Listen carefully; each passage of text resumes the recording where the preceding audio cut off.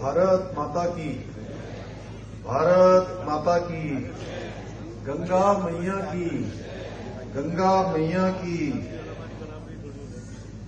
Rishikesh international school के इस 12वें annual function में, वार्षिकोत्सव कार्यक्रम में अभी आप सब लोगों ने जिनको सुना, आप सबके इस नरेंद्र नगर विधानसभा ढालवाला क्षेत्र के समग्र विकास की चिंता करने वाले आप सबके अत्यंत प्रिय यहां के लोकप्रिय विधायक और उत्तराखंड सरकार के कैबिनेट मंत्री आदरणीय सुबोध उनियाल जी, ऋषिकेश इंटरनेशनल स्कूल के chairman Shri Mohan Dang ji, secretary Rishikesh international school captain Sumit Dang ji, जिनके आज बहुत आप सबके बीच में मुझे आने का अवसर दिया, उसका सेतु का काम करने वाले हमारे मित्र श्री सुमित डंग जी, प्रधानाचार्य Rishikesh international school V R. Wilson ji, Pooja Dang ji, Mahima Dang जी, शशि आहूजा जी, जिलाधिकारी टिहरी गढ़वाल श्री नीतिका खंडेलवाल, वरिष्ठ पुलिस अधीक्षक टिहरी गढ़वाल, महापौर नगर निगम ऋषिकेश श्री शंभू पासवान जी, हमारे नेता वरिष्ठ श्री जितेंद्र अग्रवाल जी, एडवोकेट साहब अशोक शर्मा जी, विनय उनियाल जी, नारायण खन्ना जी, श्रवण जैन जी, श्रीकांत शर्मा जी एवं कमल शर्मा जी और सभी आए हुए हमारे सभी हमारे अभिभावकगण, सभी अतिथिगण, विद्यालय के प्रधानाचार्य जी समेत सभी हमारे टीचर्स, सभी शिक्षकगण और जिनके निमित्त आज का ये शानदार कार्यक्रम एनुअल डे का यहां पर आज इस प्रातःकाल की बेला पर संपन्न होने जा रहा है, प्रारंभ हो रहा है। ऐसे मेरे सभी प्रिय छात्र एवं छात्राएं, मीडिया के हमारे सभी मित्र, मैं सबसे पहले आप सभी को आज इस 12वें एनुअल डे की आप सभी को मैं अपनी ओर से बहुत बधाई देता हूं, शुभकामनाएं देता हूं और आज इस विशिष्ट अवसर पर आप सभी के बीच आकर निश्चित रूप से मैं गणेश वंदना देखी यहां पर बच्चों के द्वारा बहुत शानदार प्रस्तुति यहां पर दी और मोहन डंग जी से मैं पूछ रहा था, मुझे ऐसा लग रहा था कि ये कोई इवेंट्स वाले बच्चे तो नहीं आए, कोई बाहर से तो नहीं बुलाया गया है, लेकिन आपने मुझे कहा कि सारे यहाँ का ये जो एंकर करने वाले, मंच का संचालन करने वाले, इस मंच पर अपनी सारी प्रस्तुति देने वाले सारे के सारे जो है स्टूडेंट्स हैं। मैं इसके लिए स्कूल के पूरे प्रबंधन को, मोहन डंग जी को, सुमित डंग जी को, पूजा डंग जी को और महिमा जी को, सभी को और विद्यालय के प्रधानाचार्य जी समेत सभी विद्यालय परिवार को मैं बहुत बधाई देता हूं और सच में इनका उत्साह और इनके बीच की ये रचनात्मकता को देखकर मैं कह सकता हूं कि हमारे देश का भविष्य हमारे ऐसे ही छात्र छात्राओं के हाथ में सुरक्षित है और आने वाले समय के ये सभी हमारे कर्णधार हैं। नवोदित और उदयमान मैं इनको कह सकता हूं कि जिनको आने वाले समय में विभिन्न विभिन्न सेक्टरों में जाकर इस स्कूल का भी नाम रोशन करेंगे, अपने माँ बाप का भी नाम रोशन करेंगे और हमारे प्रदेश और देश का नाम रोशन भी करेंगे। आज के इस अवसर पर मैं इस स्कूल के बच्चों को न केवल ये कह सकता हूं कि ऋषिकेश इंटरनेशनल स्कूल न केवल शिक्षा प्रदान कर रहा है, बल्कि उनके अंदर एक शानदार अनुशासन, संस्कार और सेवा की भावना भी सिखाने का काम कर रहा है, जैसा मुझे बताया गया।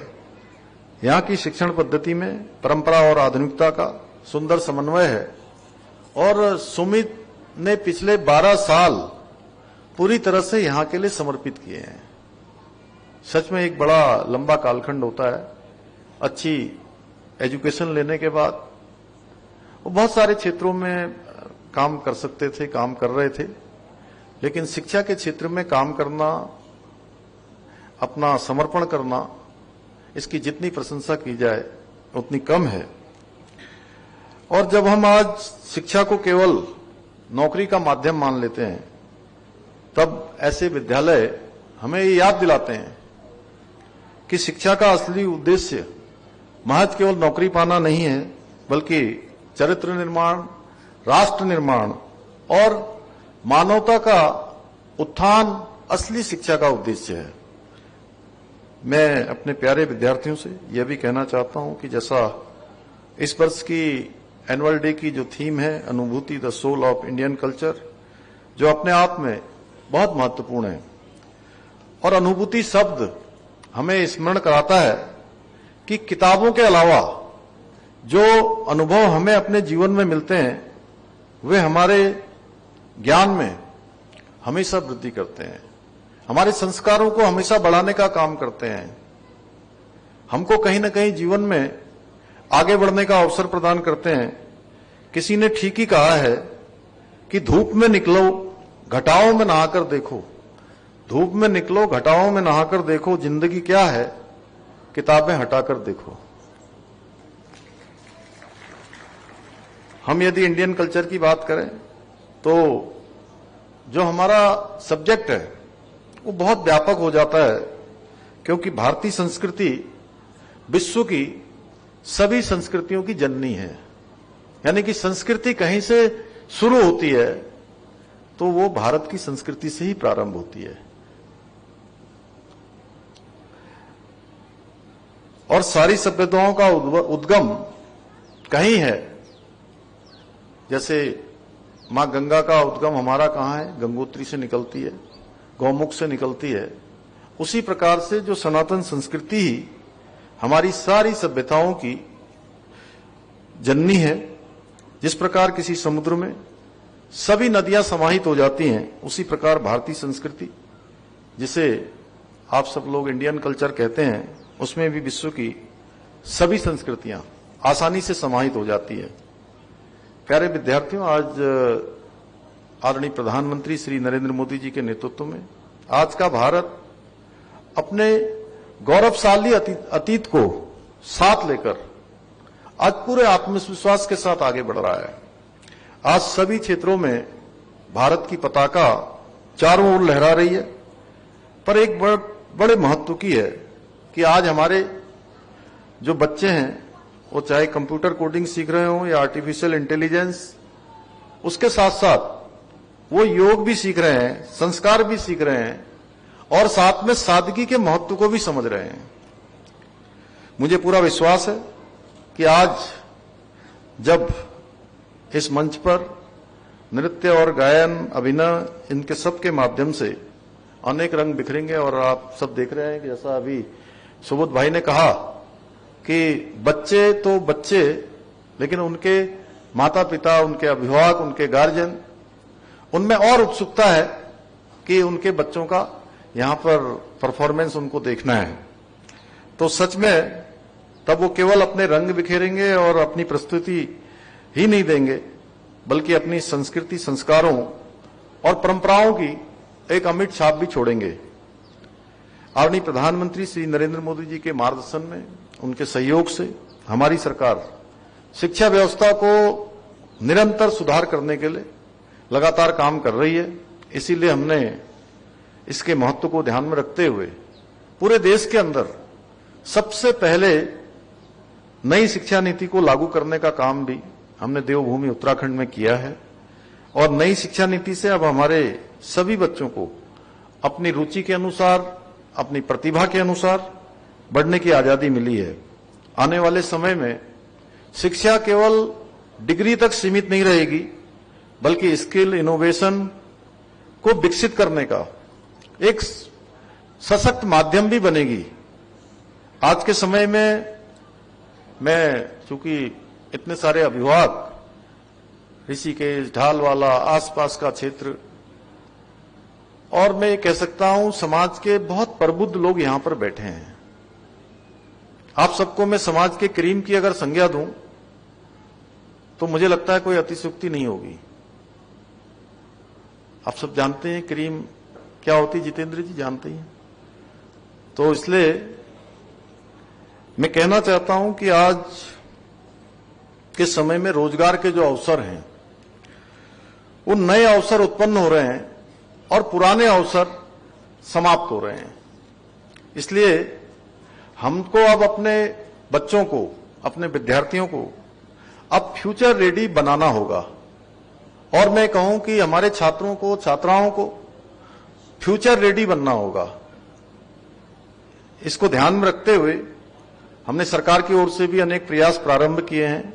जैसे हमने इंटर्नशिप और इंडस्ट्री लिंक्ड कोर्सेज को प्रोत्साहित करने के लिए विभिन्न हमारे इंडस्ट्री और कॉरपोरेट संस्थानों के साथ अनेक हमने एमओयू किए हैं, समझौते किए हैं उनके साथ। साथ ही हमने स्टार्टअप और इनोवेशन को बढ़ावा देने के लिए इंक्यूबेशन सेंटर, जहां पर ट्रेनिंग दी जाती है, वो भी स्थापित किए हैं, जिससे युवाओं को उनको उद्यमिता की उनको विकसित किया जा सके।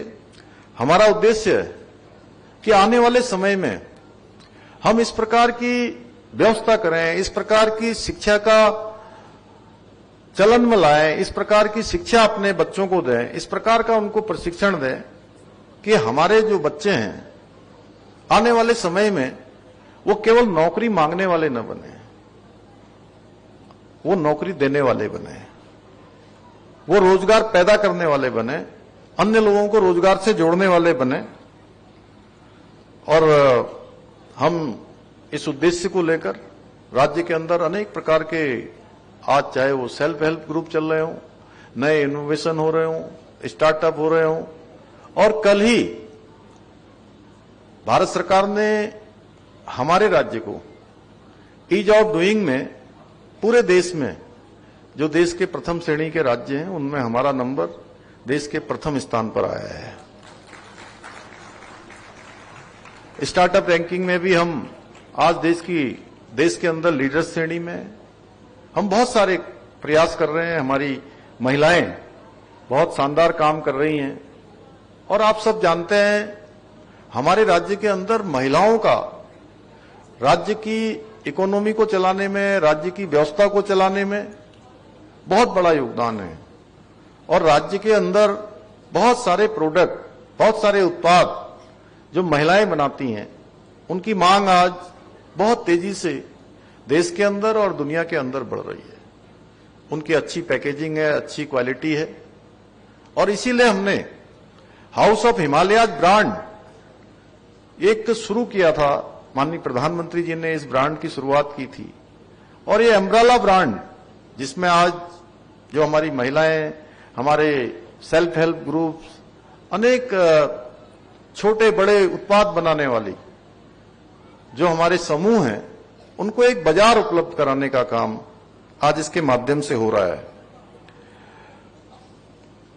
आपके बच्चे आने वाले समय में यहां से जब अच्छा उनका पठन पाठन हो जाएगा, अच्छी शिक्षा हो जाएगी, तो बहुत सारे लोग, बच्चे भी सरकारी नौकरियों में भी जाना चाहेंगे। बहुत सारे लोगों का, आपका भी सपना होगा कि हमारे बच्चे अच्छी पढ़ाई करें, अच्छी लिखाई करें, अच्छा मेहनत करने के बाद सरकारी नौकरी का सपना बच्चों का भी होगा, मां बाप का भी होगा। इसलिए मैं आपके ये सपने, आपके और आपके बच्चों के सपने या मेहनत किसी नकल माफिया की भेंट न चढ़े, इसलिए हमारी सरकार ने नकल माफियाओं के खिलाफ देश का सबसे सख्त नकल कानून बनाकर ये संदेश दिया है कि अब मेहनत और ईमानदारी ही सफलता की असली कुंजी है। हमारे बच्चों की मेहनत के साथ, उनकी प्रतिभा के साथ, उनकी क्षमता के साथ कोई नकल माफिया भेदभाव नहीं कर पाएगा, उनके साथ अन्याय नहीं कर पाएगा। और इसीलिए हमने पिछले 4 सालों में 100 से भी ज्यादा नकल माफियाओं को जेल की सलाखों के पीछे भेजने में 1 मिनट की भी देरी नहीं करी है। और इन सब का परिणाम हुआ है कि पिछले 4.5 वर्षों में 26,000 से अधिक युवाओं को राज्य के अंदर नौकरी प्राप्त करने में सफलता प्राप्त हुई है। हमारी सरकार उत्तराखंड को देश का सर्वश्रेष्ठ राज्य बनाने के अपने विकल्प रहित संकल्प को पूरा करने के लिए पूरी तरह से प्रतिबद्ध है। आप सभी जानते हैं, मैं कई बार विकल्प रहित संकल्प बोलता हूं, और जो लोग बार बार सुनते हैं उन सबको पता है कि कोई भी मेरी बात विकल्प रहित संकल्प के बिना पूरी नहीं होती है।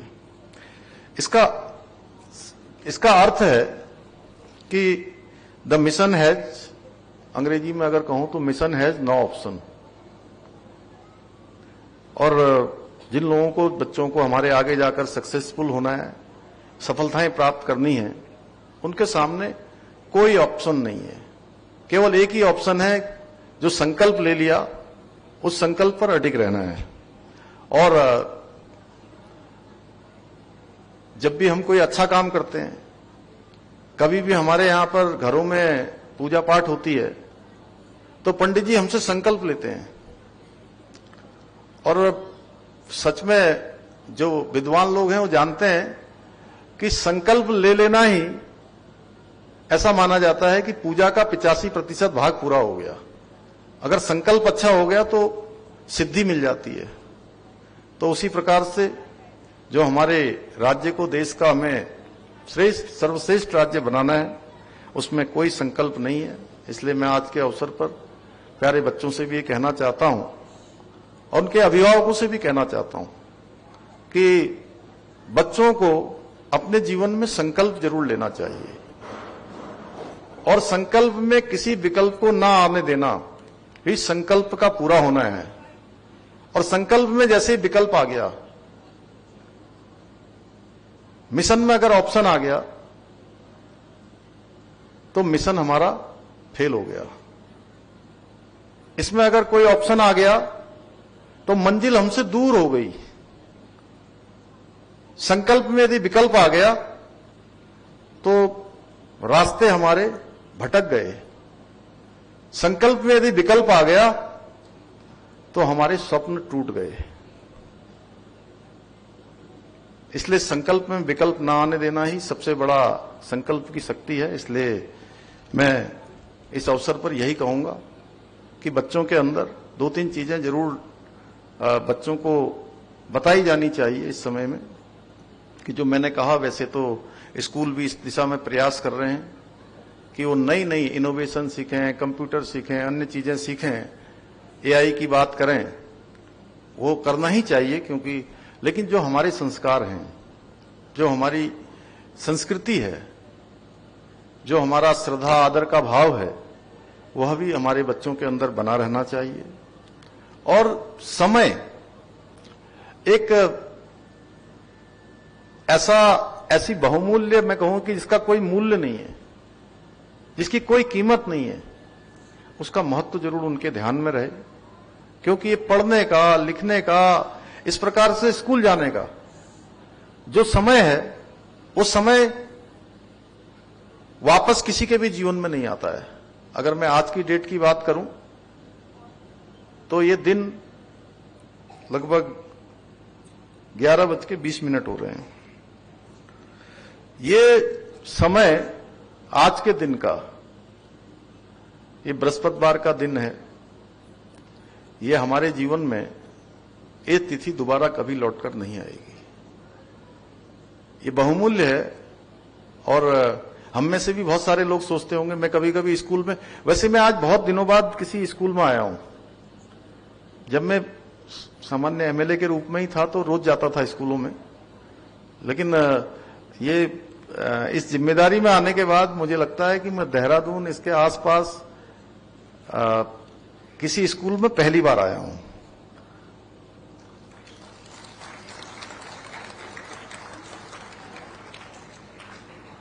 इसलिए मैं बच्चों के बीच में आता हूं तो मुझे लगता है कि बहुत बार, अब जैसे हमारे यहाँ विनय उनियाल जी बैठे हैं, जितेंद्र जी बैठे हैं, कई लोग सारे बैठे हैं, मेरे सब लोग जानने वाले हैं। मैं सच में बताऊं डंग साहब, सुमित, मैं बहुत बार सोचता था कि जिस समय हम स्कूल में पढ़ते थे उस समय क्या काश वापस लौट आता, क्या हम फिर से स्टूडेंट बन जाते। वैसे तो स्टूडेंट व्यक्ति पूरी उम्र भर रहता है, जब तक उसका जीवन रहता है, जीवन की अंतिम सांस रहती है, तब तक कुछ न कुछ सीखता रहता है। लेकिन एक स्टूडेंट के रूप में क्लास में बैठने वाला समय दोबारा लौट कर नहीं आता है। इसलिए मेरा स्टूडेंट तो यहां पर कम है मेरे सामने, उनके माता पिता हैं, उनके गार्जियन हैं, उनको खूब खेलने दीजिए, खूब उनको जो भी उनको मस्ती करने दीजिए, खेल के मैदान में जाएं, घर में जाएं, जो करें खूब तबियत से करें, लेकिन उनको एक चीज जरूर सिखाइए। मैं भी कोशिश करता हूं अपने बच्चों को इस सिखाने की, थोड़ा बहुत कम समय मिलता है, लेकिन जो भी समय मिलता है मैं कोशिश करता हूं कि उनको बताऊं कि खूब मस्ती से करिए, जो करना है पूरे आनंद के साथ करिए, और क्लास में जाइए तो केवल क्लास की बात करिए, खेल के मैदान में जाइए तो केवल खेल के मैदान की बात करिए, घर में रहिए तो केवल घर की बात करिए। यानी कि बच्चे जहां रहें, जहां वो शरीर से हैं, वहीं पर वो मन से भी रहें, और उनको ये बताया जाए कि ये तुम्हारे जीवन में ये समय कभी लौट कर नहीं आएगा। इसी के साथ मैं आप सब लोगों के एक बार फिर से सभी बच्चों के उज्जवल भविष्य की कामना करता हूं। विद्यालय परिवार को, मोहन डंग जी को, सुमित जी को, पूरे परिवार को, पूरे विद्यालय परिवार को बहुत बधाई देते हुए, बच्चों के उज्जवल भविष्य की कामना करते हुए मैं अपनी बात समाप्त करता हूं। धन्यवाद। Thank you so much. Thank you so much, sir, for your inspiring